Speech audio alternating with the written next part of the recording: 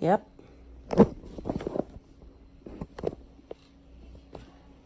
This be crazy. Hospital Vlogs. Episode 1. Hospital Vlogs. Episode 1. Commence. Starting. Yes, here we are. Okay, so I wanted to tell you guys a story today. It's kind of a really emotional, touching story to me. It's really a sore subject for me. I'll take off my headphones. I have to wear a mask when I'm at the hospital. This is Hospital Vlogs. But the story doesn't have to do with the hospital. Well, it actually rather does now that I think about it. This is the story of my best friend, Michael. So I wanted to tell you guys about something that happened around 5-7 years ago. Yeah, it wasn't that long ago. So Mike, as I call him, because he's my best friend, and he just got to school. He just started going to my school, and well, he was being bullied by everyone. Nobody accepted him. If I wasn't myself that day, I would have done it too, and it could have changed everything. And I wouldn't be the person I am today, guys. So, I guess this video and how I am now kind of goes into his thanks. I thank him for everything that I am. So, he was getting bullied, and I kind of just ignored doing anything about it for the first day, but something struck me, that something wasn't right. It wasn't really because I was letting them. I just didn't really want to interfere because I was being bullied too. But that's what struck me. I was like, he's going through what I'm going through and what I have been going through. I'm not going to let this go on. So I did it. And I was his only friend. And they made fun of me more for hanging out with him. That doesn't bother me. It did, but at least I had someone that actually knew how I was feeling. Yeah, they stopped making fun of him, made fun of me. So, our story begins with that day. We were the best friends. We always played outside, and it lasted a good year or so. His brother had accidentally punched a hole in his wall, and he had to move. Funny, isn't it?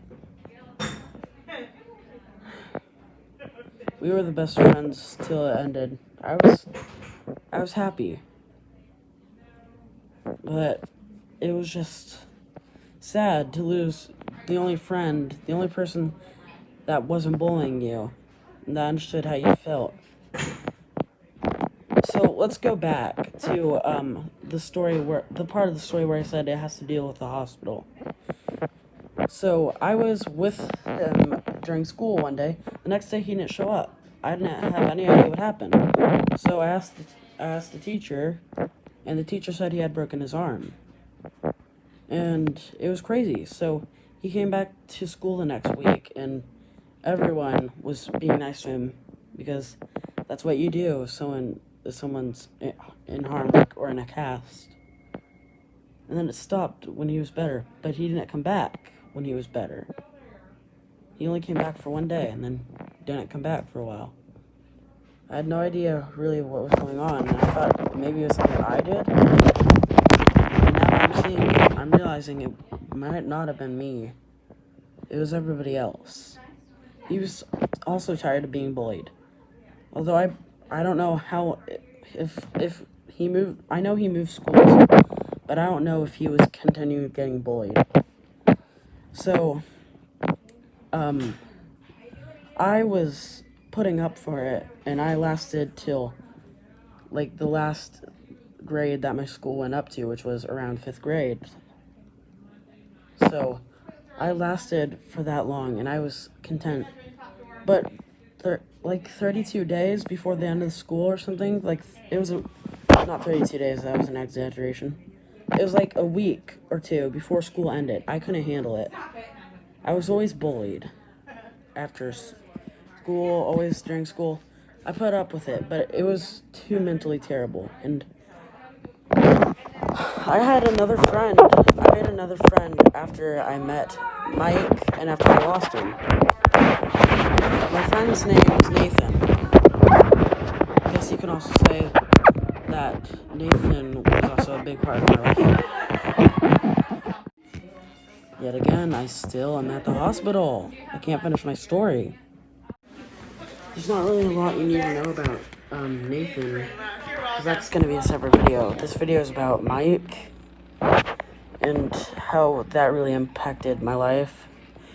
So, if you guys don't really know, the problem with me is I move quite often, and I don't always, barely ever move to places with a lot of people that are kids or around my age. So it's harder for me to make friends.